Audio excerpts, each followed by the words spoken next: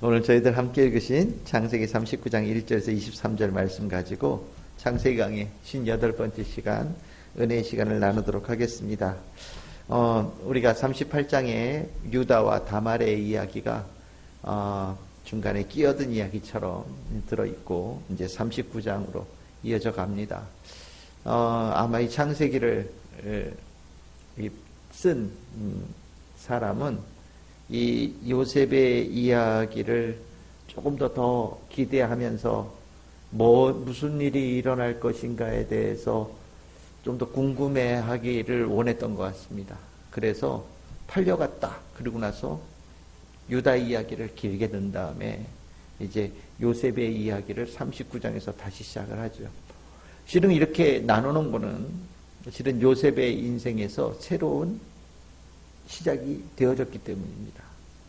요셉이 꿈을 가진 자가 되어졌는데 하나님께서 주신 꿈이죠. 내가 손들어서 가진 꿈이 아니라 하나님께서 요셉에게 맡긴 꿈입니다. 하나님의 뜻이고 하나님의 계획이죠. 근데 신기하게도 이 족장 이야기들 전체를 다 보면 꼭 다 집을 떠나죠. 하나님께서 주신 꿈을 가진 자, 하나님의 계획을 가진 사람들은 다 집을 떠나요. 그 집을 떠난 상태에서 하나님께서 그에게 뭔가 이루어 가시는 하나님의 시간을 시작하시는 것 같아요. 그 패턴이 반복되다 보니까 그냥 흔히 얘기하죠. 일단 떠나야 된다. 집 나가라. 그런 얘기하는데 이 집이 우리가 살고 있는 이런 집이 아니라 내가 살고 있던 삶의 환경, 내가 살고 있던 삶의 습관, 내가 이제까지 살았던 모든 것들을 하나님 앞에 다 내려놓고 완전히 하나님의 손에 의해서 맡겨지고 하나님의 손에 이끌려가는 시간을 갖는 것을 얘기합니다. 대표적으로 아브라함이죠. 다 떠났다라고 얘기를 하잖아요. 그 떠난 게 그냥 단순하게 그냥 가나안 땅으로 이사 왔다 이게 아니라 그냥 모든 걸 다 내려놓고 다 단절되어져서 떠났다라는 거예요. 그러니까 그 이전의 아브라함과 그 이후의 아브라함의 삶은 다른 삶이 되는 거죠. 야곱도 매한가지입니다. 아버지 이삭과 함께 있었던 야곱과 아버지의 집에서 떠나서 살았던 야곱은 다른 인생을 사는 거거든요. 똑같아요. 요셉도 다른 인생, 이제 새로운 인생을 사는 거예요. 하나님의 시간의 시작이죠.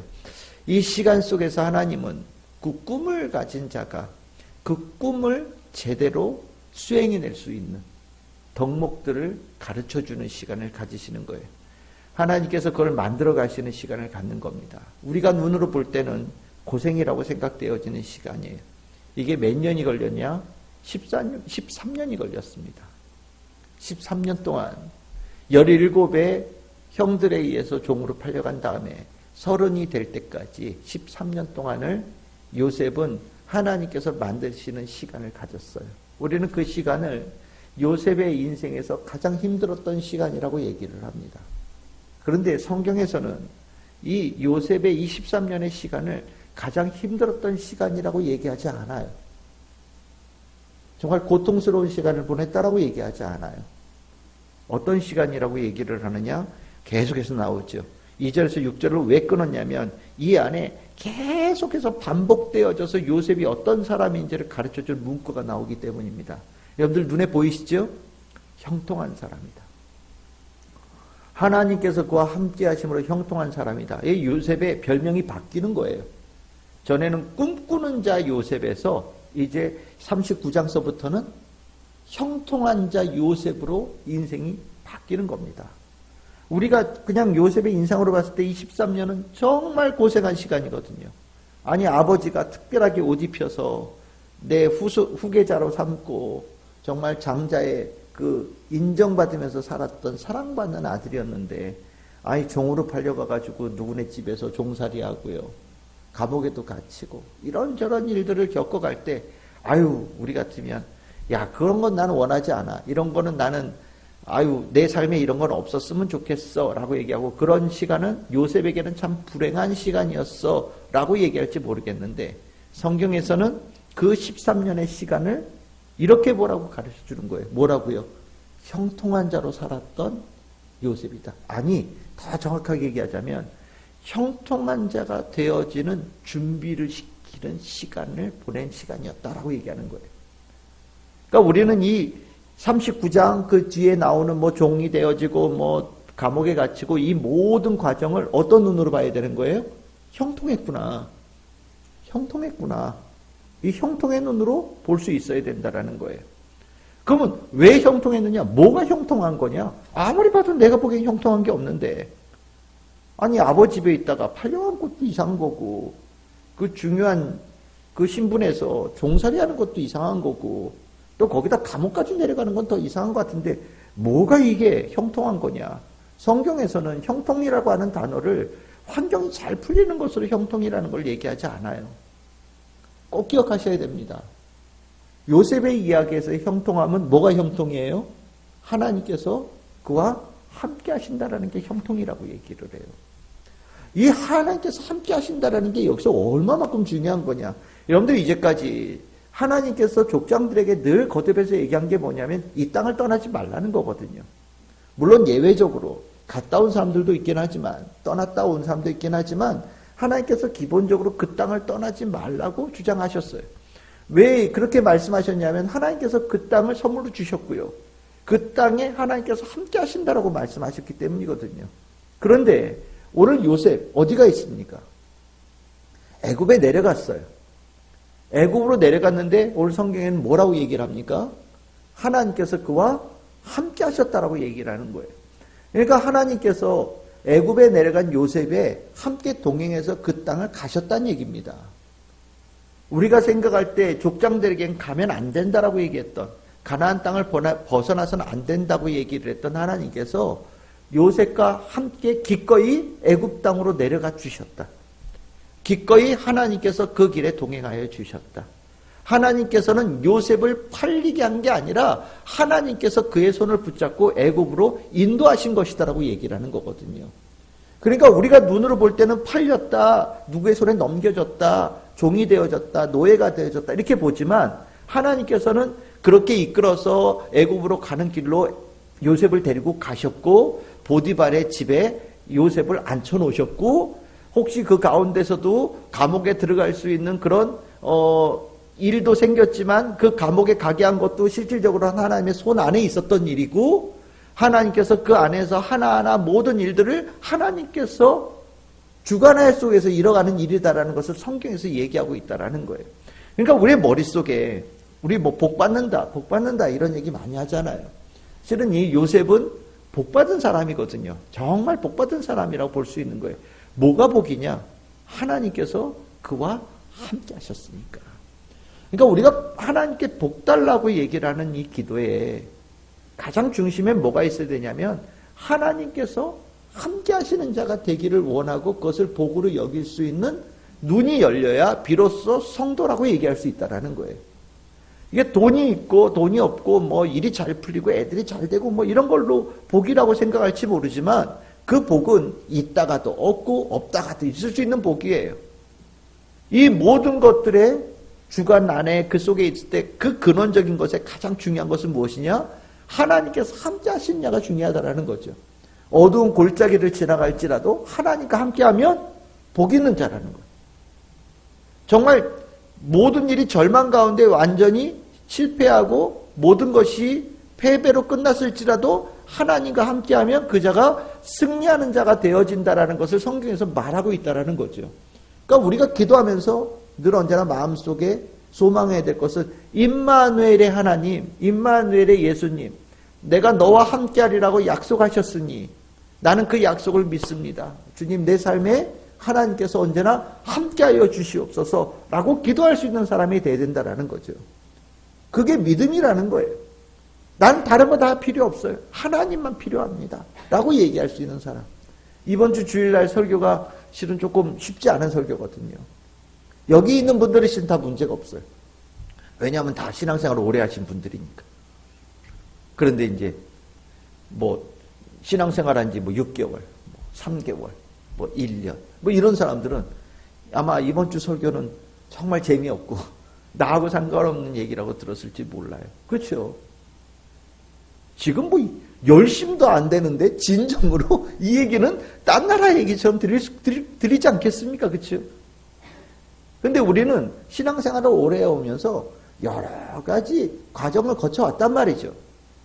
여러 가지 과정을 거쳐서 전에는 뭐 하나님께 주시는 복을 막 구하고 뭐 주시옵소서 손에 받고 뭐 이런 거에 대해서 관심을 가졌던 적도 있었고요. 또 그 복을 받겠다고 막 정말 입 꽉 깨물고 내가 한번 복을 받아보리라 뭐 이런 결심으로 막 교회 가서 열심히 봉사하고 막 이랬던 적도 있고요. 그것 속에서 또 다른 사람에게 칭찬받을 때 기분 좋았던 시절도 있었고 과정이 있었잖아요. 그런데 실질적으로 가장 깊은 신앙생활의 본질은 무엇이냐면 임마누엘의 하나님과 함께하는 사람이에요. 임마누엘의 하나님을 내 심령에 품고 그 하나님을 사랑하고 그 하나님을 섬기고 신뢰하고 끝까지 따라가는 게 신앙의 본질이거든요. 이거를 실은 초신자들이 이해한다라는 건 참 어려운 얘기라고 할 수 있어요. 그런데 오늘 이 요셉의 이야기도 초신자들은 이 이야기를 형통했다라고 얘기하면 형통했다 죽었다 깨어나도 이해 못해. 이게 어떻게 형통해? 나는 원하지 않아 라고 얘기할지 모르지만 신앙의 깊이에 들어가서 신앙의 본질을 조금씩 알아가면 맞아. 요셉은 복받은 사람이네. 이제까지 본 사람 중에 제일 복받은 사람인 것 같기도 한데 왜? 기꺼이 하나님께서 애굽으로 내려가는데 하나님께서 그 땅에 동행하여 주신 사람이다? 와우. 이게 대단한 사람이네. 진짜 복받은 사람이네. 이렇게 눈이 띄어지고 그리고 나도 내가 가는 그 길이 하나님께서 내가 어디에 있든 하나님께서 함께 하시는 삶이 됐으면 좋겠다라는 마음을 우리 성도들이 갖고 그것을 소망하고 구하고 그렇게 하나님의 은혜를 입을 수 있는 성도들이 돼야 된다라는 겁니다. 정말 다 그렇게 되기를 바라요. 하나님께서 함께하는 자. 이게 형통함이다. 이거를 머릿속에 꼭 기억하시기를 바랍니다. 그 하나님께서 함께하시는 자가 되어지고 나니 그 과정에서 오늘 이야기의 요셉의 참 이야기의 특징인데 요셉이 말이 없어요. 우리는 실은 요셉이 수많은 말을 하고도 남을 만한 이야기인데 인생이 갑자기 확 바뀌면서 정말 감당하지 못할 정도로 충격을 분명히 요셉이 받았을 거거든요. 근데 정말 신기하게도 이 긴 과정에 오는 이 삶의 그 요동치는 과정에서 요셉의 말이 한마디도 나오질 않아요. 정말 찍소리도 없어요. 대신 정말 자기가 그 일을 마치 알았던 사람인 것처럼 13년 뒤에 내가 이 모든 과정에 끝나서 13년 뒤에 30살에 마치 좀 있다가 총리가 자리에 올라가고 하나님께서 크게 쓰이는 사람이 되어질 것을 미리 다 아는 사람인 것처럼 정말 주어진 일들에 대해서 불평 한마디도 없이 정말 단 한마디도 하나님께 뭐 원망하는 말 한마디도 없이 그냥 종이 되어지면 종 되어진 삶을 충실히 해내고요. 맡겨진 일이 있으면 그 맡겨진 일을 충실히 해내고 어디에 가서든지 그냥 맡겨진 일을 충실히 해내면서 하나님에 대해서 영광 돌리고 늘 언제나 하나님 밑에 자기를 두면서 하나님 앞에 겸손한 자로 살아가는 모습을 요셉이 계속 보이거든요. 이거는 정말 놀라운 이야기예요. 우리는 실은 요셉이 그걸 알았을까? 글쎄요. 알았다고 봐야죠. 왜냐하면 자기는 꿈을 꿨잖아요. 요셉의 이야기의 시작에 우리는 그 꿈이 그냥 뭐 스쳐가지 않으면 그냥 우리말로는 개꿈이라고 생각할 수도 있고 근데 요셉은 그 일이 반드시 이루어질 것이라는 것을 알았던 사람이라고 말씀을 드렸잖아요. 그 순종했다고 말씀을 드렸잖아요. 그 과정에서 그런지 몰라도 자기의 그 과정을 정말 그냥 그 자리에서 맡겨진 일을 찍소리도 없이 순종하면서 쭉 하는 모습이 참 놀라운 거예요. 이 모습 제가 계속해서 말씀드리지만 예수님의 모습하고 너무 닮아 있어요. 예수님이 이 땅에 오실 때 무엇을 하러 오신지를 확실히 아신 분이시거든요. 예수님이 이 땅에 오셔서 어떻게 자기의 이 공생애가 끝날지를 정확하게 알고 계신 분이시거든요. 그래서 어떤 일이 있어도 어떤 상황에서도 자기가 해야 될 그 일을 수행하는데 조금 더 흩어짐이 없었다라고 얘기를 하는데 마치 요셉의 모습이 딱 그렇다라는 거예요. 실은 하나님께서 그 13년 동안 요셉을 그 고난 속에서 만들어 가시는데 그 만들어 가시는 과정 속에는 성실함도 있고요. 정직함도 있고요. 또 순결함도 있고요. 하나님께 지혜를 구하는 모습도 계속해서 반복해서 나옵니다. 이 모습이 요셉의 모습 속에 있는 이 모습이 우리가 잘 눈여겨봐야 되는 것이 이것이 우리에게 하나님께서 원하시는 덕목이라는 거예요. 이것이 하나님의 꿈을 가진 자가 하나님의 꿈을 이루어갈 수 있는데 꼭 필요한 필수 덕목이라는 겁니다. 이것이 실은 요셉은 13년에 끝낸 거예요. 13년의 시간을 지나가면서 끝냈다라는 게 요셉이니까 가능한 이야기 같아요. 우리 같으면 이건 평생을 다 가도 혹시 못할 수도 있을지 모르겠는데 실은 요셉은요 13년 동안에 그 일을 굉장히 잘 수행했고 그 과정에서 하나님께서 인정하시는 자로 세워지는 과정이 있었고 그것이 끝나고 나니 꿈이 이루어져가는 사람이 되어지고 형통함이라고 하는 것이 정말로 반짝반짝 빛나는 자로서 정말 도드러지는 사람이 되어진다는 얘기를 하는 거거든요. 그러니까 결국 우리가 하나님 앞에 구할 때 하나님께서 우리들의 삶에 훈련을 시키셔요. 다 훈련이 있어요. 훈련 없는 사람 없어요. 고난이라고 하고 어려움이 있고 조금 약간 삶에 약간 내리막을 걸어간다고 생각되어지는 상황들이 있어요. 근데 그 상황이 하나님께서 나를 하나님의 사람답게 만들어 가시는 시간이라고 생각하시면 돼요. 하나님은 우리의 고난의 시간을 통하여서 하나님께서 원하시는 덕목을 갖춘 차로 만들어 가신다라는 겁니다. 그래서 고난도 축복이 되어지고 또 어떤 이들은 고난이 축복이라고 얘기하는 분들도 계시는 거예요. 고난도 축복이 되어진다라는 것보다 훨씬 더 깊은 의미는 고난이 축복이라는 얘기죠. 고난이 축복이라는 걸 이해하면 고난 안에서도 하나님의 축복을 누리는 자가 되어지는 거예요. 모든 삶의 여건 속에서 축복을 누리는 자가 되어지는 거거든요. 하나님께서는 요셉에게 그 모습을 가르쳐 주시는 겁니다. 이제 하나님께서 함께 하시는 그 모습 속에서 요셉은 하나님께서 맡기신 일을 성실하게 수행해 가요. 그 모습이 하나님은 형통하다라고 표현했는데 성경에서는 여기에 더 하나가 나오죠. 보디발의 모습이 나옵니다. 보디발이 봤다라고 얘기를 하잖아요. 뭘 봤어요? 하나님께서 그와 함께 하셨다라는 것을 보고 그의 범사에 형통케 하심을 보았다라고 얘기를 합니다. 보디발이 하나님을 아는 사람이냐? 아니 그렇진 않아요. 이 보디발이라고 하는 이 이름 속에 어떤 의미가 있냐면 이방신을 섬기는 사람 이런 의미가 있어요. 그러니까 보디발이라고 하는 사람은 엄밀하게 얘기하면 하나님을 모르는 사람입니다. 모르는 사람이고 또 그 이방신에 특별하게 사랑받은 사람으로서의 보디발이거든요.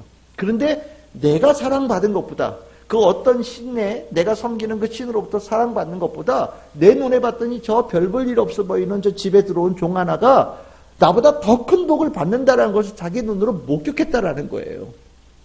그래서 어떻게 했다고 얘기하냐면 다 맡겼다라고 얘기를 하잖아요. 다 맡겼다는 얘기가 무엇입니까? 내가 하는 것보다 나아. 내가 가서 뭘 만들고 내가 하면서 뭔가 복을 누리고 결실을 맺는 것보다 비록 제가 종이지만 나보다 훨씬 더 나은 결과물을 만들어내는 걸 자기 눈으로 목격한 거예요. 그래서 내가 하는 것보다 네가 하는 게 훨씬 더 낫다라고 요셉에게 그것을 다 맡겼다라는 겁니다. 그랬더니 하나님께서 그 과정을 통해서 어떤 일을 이루시냐? 여기 뭐라고 얘기합니까? 여호와께서 5절에 보시면 요셉을 위하여 애굽 사람의 집에 복을 내리셨다. 언제부터요? 그가 요셉에게 자기의 집과 그의 모든 소유물을 주관하게 한 때부터. 보디발이 요셉에게 자기가 하는 것보다 더 낫다는 걸 인정하고 다 남기고 나니까 하나님께서 그 요셉을 위하여서 보디발의 집에 복을 내리시더라 이렇게 얘기하고 있는 거예요. 이걸 다른 말로 표현하면 형통한 자에 대한 좀 더 깊은 의미를 우리에게 가르쳐 주시는 겁니다. 요셉이 형통한 사람 맞아요. 하나님께서 함께하는 자예요. 그런데 하나님은요, 이 형통한 자 요셉을 통하여서 다른 사람을 형통하게 하는 자로 세워가신다라는 거예요. 이것이 요셉의 이야기에 나오는 형통한 자의 정체고요. 또 우리가 크리스찬으로서 하나님의 사람으로서 형통한 자로서 해야 될 일의 모습이 이 안에 있다라는 거예요. 하나님께서 여러분들을 함께 하시면서 여러분들 형통케 하심을 믿습니다. 우리의 축복이에요. 맞아요. 우리 축복이에요. 근데 이 축복은요, 나만을 위한 축복이 아니에요. 내가 형통한 자가 되어지고 난 다음에 그 능력과 축복을 내가 알고 나면, 누리고 나면 이제 나를 통하여서 누군가를 형통케 하는 자로 세워가신다라는 거예요. 이게 더 큰 형통한 자의 광의의 의미라는 거예요. 하나님께서 우리에게 그것을 원하신다라는 겁니다. 그러니까 우리가 사이즈가 커야 돼요. 내가 그릇이 커야 돼요. 나 한 사람을 위한 그릇보다 훨씬 더 커야 돼요. 우리 집은 식구가 셋입니다. 그러면 밥 공기 3개면 돼요? 아니에요. 하나님의 사람은 우리 밥 공기 셋이 먹는 밥 공기에 밥을 채워 주실 거예요. 하나님께서 함께 하시면서 먹을 걸 주시고 입을 걸 주시고 살 수 있는 것을 주실 거예요. 맞아요. 그런데 하나님은요, 나에게 형통케 하는 자가 되기를 원하셔요. 그래서 어떻게 하기를 원하십니까? 집에 밥 공기가 6개가 되어지고 7개가 되고 10개가 되어지고 20개가 되어지고 100개가 되어지는 사람이 되기를 원하신다라는 거예요. 그런 마음을 가지고 하나님의 사람으로 세워져 가야 된다는 것을 얘기하는 겁니다. 이게 중요한 거예요. 우리가 왜 전도합니까?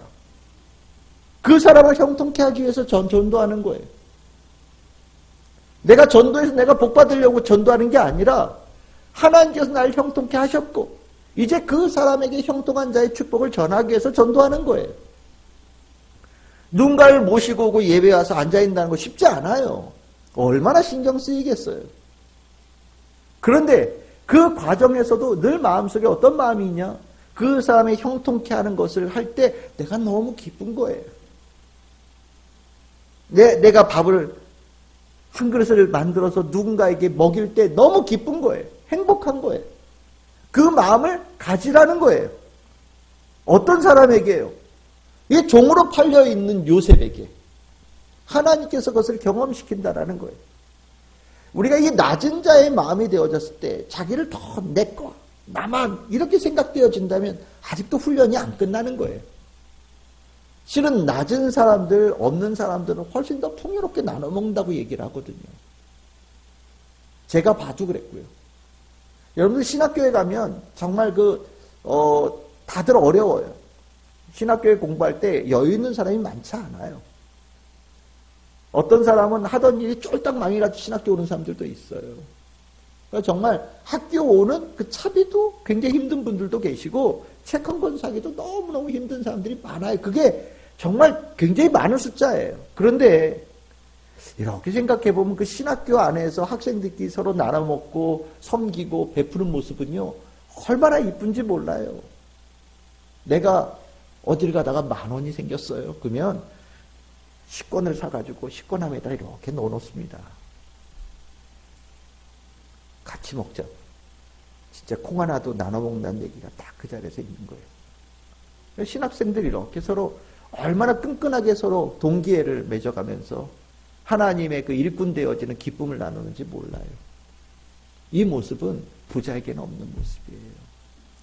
신학생이 지나가면서 낮은 자가 되어지면서 없는 사람들을 이해하고 가난한 사람들을 이해하고 고통스러운 사람을 이해하면서 그들과 나눌 수 있고 베풀 수 있고 섬길 수 있는 사람으로 만들어 가시는다고 저는 생각을 하거든요.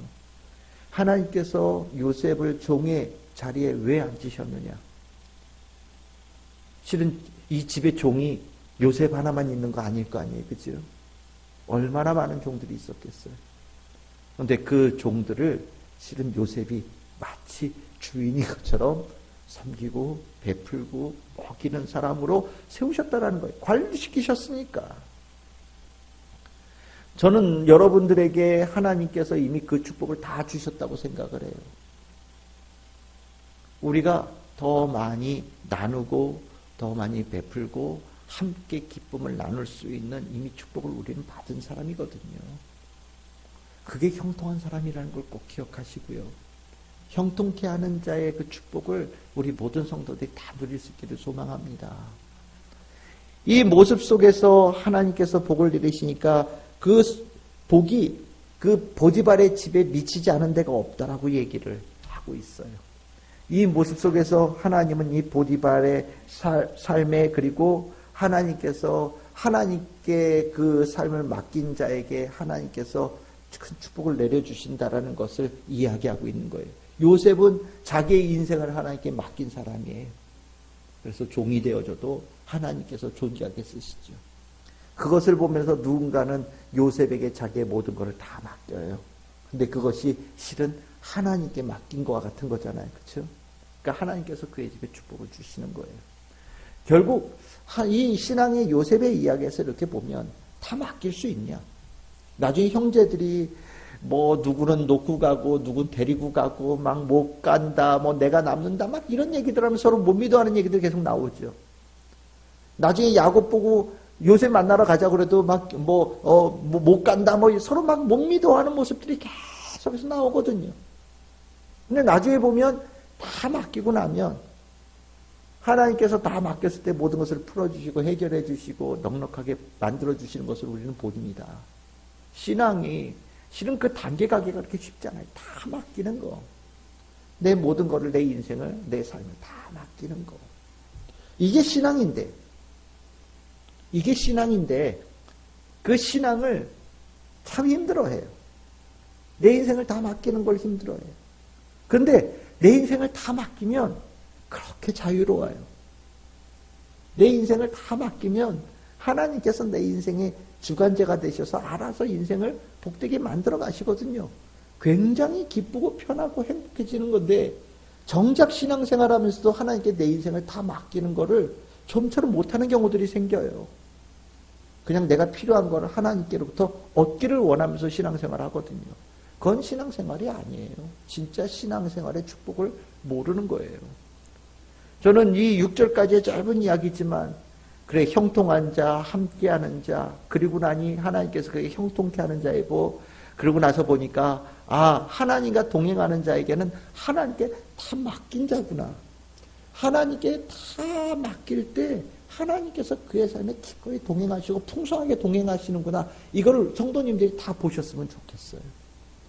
요셉은 굉장히 중요한 사람이에요. 정말 구약 성경에서 예수님을 볼 수 있는 아주 중요한 인물이에요. 그리고 요셉의 모습에서 우리가 가져야 될 모습도 나와요. 오늘 여러분들이 이 말씀 이해 다 하셨죠? 우리가 형통한 자의 축복을 받는다는 거 이런 거예요. 요셉은 형통한 자예요. 기억하세요. 왜요? 하나님께서 함께 하셔서. 왜 함께 하셔요? 그의 인생을 다 맡기니까. 다 맡기고 났더니 하나님은 그의 삶 속에 동행하시면서 꿈을 이룰 수 있는 자로 만들어 가셔요. 그리고 맡긴 자는요, 하여튼 뭘 하든 하나님께서 그를 통해서 하나님의 영광을 드러내신 일도로 가신다라는 거죠.